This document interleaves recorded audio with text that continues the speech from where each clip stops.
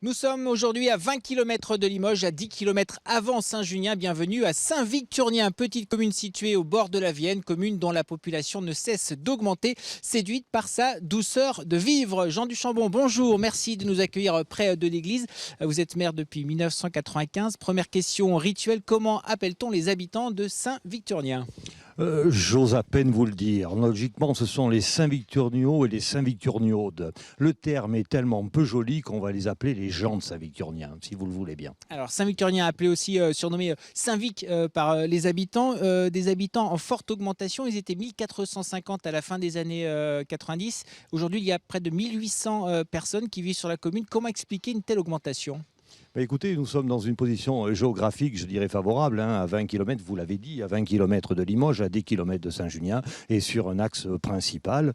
Et puis, je crois qu'au fur et à mesure des années, nous avons augmenté notre capacité d'accueil. Nous avons une garderie périscolaire, nous avons un centre de loisirs, nous avons 25 associations sur la commune, et nous essayons de vivre, je dirais, d'une façon dynamique. Alors, nous allons reparler de cette douceur de vivre dans la deuxième partie de cette page village. D'abord, on va s'intéresser au patrimoine de la commune.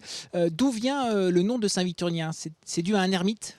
Oui, c'est un ermite qui s'appelait Victurnien et qui vivait, comme on dit, dans la vallée ténébreuse, Vallis Tenebrosa, et qui est venu évangéliser la population qui vivait donc dans les bois, non loin d'ici, au 7e siècle à peu près. Alors, des reliques de Saint-Victurnien conservées dans l'église, dans un reliquaire récemment restauré, je crois. Oui, absolument. Enfin, les reliques sont dans une armoire protégée que nous appelons le trésor de l'église de Saint-Victurnien, effectivement. Alors, des reliques qui sont sorties tous les 7 ans lors des ostensions, puisqu'il y a des ostensions à Saint-Victurnien. C'est un des moments très forts dans la vie de la commune. Oui, ça fait partie du patrimoine de notre commune, ça fait partie du patrimoine également du Limousin, puisque je rappelle que cet événement, finalement, fait partie aussi du patrimoine mondial de l'humanité. Et ça paraît important pour les gens de Saint-Victurnien de vénérer leur saint tous les 7 ans. Alors, il y a aussi une très belle église du XIIIe siècle. C'est Oui. un des jolis monuments de la commune. Oui, ça fait partie du patrimoine. Je dirais une église qui est à la fois du XIIIe et du XIe siècle. Une commune qui accueille de très jolis mariages. Ça, c'est un petit clin d'œil. Saint-Victurnien, commune, comme de nombreuses communes du Limousin, située près d'une rivière. Ici, on est près de la Vienne. Il y a un monument aussi historique, le pont, qui est en travaux. Le pont est en rénovation pour des questions sécuritaires et comme on peut le voir, vous le voyez, le chantier est en œuvre là depuis le mois de janvier et il se terminera pour l'été pour des mises en sécurité de ce pont. Alors voilà pour la partie historique de Saint-Victurnien. Aujourd'hui, la commune cherche bien sûr à se développer. Elle accueille de nombreux commerces. Récemment, une tatoueuse s'est installée dans la rue principale située à quelques mètres d'ici. Son portrait à fleur de peau est signé France Lemaire et Denise Delahaye. En novembre dernier, le bouche à oreille mène Florence jusqu'au salon de tatouage de Saint-Victurnien. Elle franchit la porte avec une idée en tête, mûrie pendant 6 mois, et après une longue discussion avec Marie-Laure, elle ressort avec un tatouage et surtout sans regret. Je voulais un tatouage qui se rapportait à ma famille en fait, pour les personnes que j'ai perdues. Voilà. Et ça c'est quelque chose que je regretterai jamais. Et sur le résultat ? Je suis super contente. Elle a fait tout ce que je voulais, elle m'a écoutée, je suis pas déçue. Florence a fait confiance à Marie-Laure, arrivée au tatouage par le biais de sa passion, le dessin.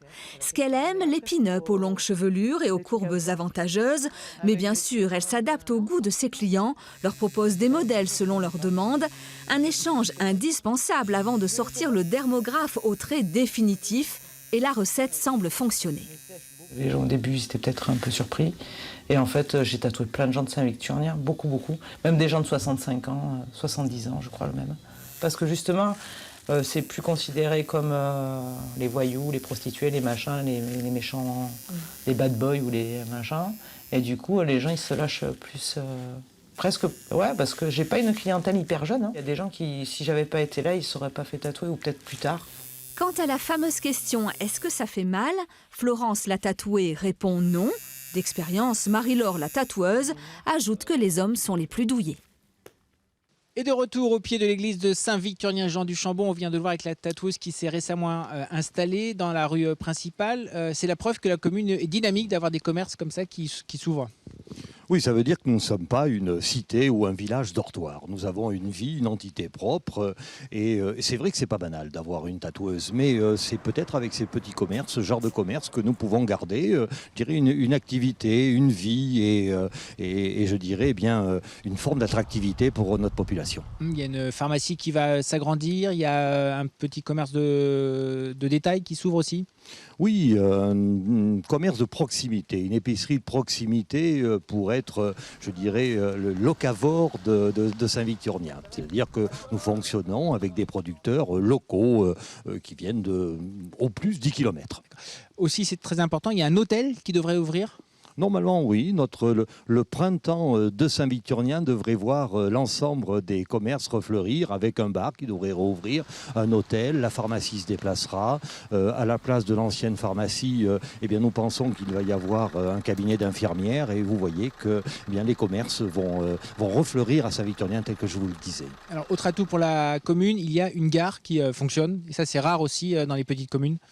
Nous avons une gare sur la ligne Limoges-Angoulême pour laquelle nous sommes assez inquiets. Nous avons peut-être pu être assurés il y a quelque temps en disant qu'elle serait conservée, mais nous tenons également à cette gare, nous tenons à la RN 141 et à la 2 fois 2 voies, mais également, je dirais, au ferroviaire. Et Saint-Victurnien qui va bénéficier d'une pleine nature, on peut appeler ça comme ça ? Une base de pleine nature avec un véritable label, je dirais, approuvé par la région.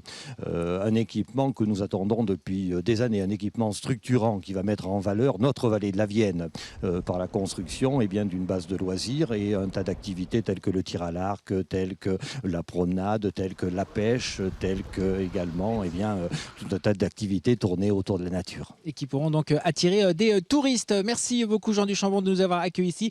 La semaine prochaine, nous serons en Corrèze, nous irons à Pompadour.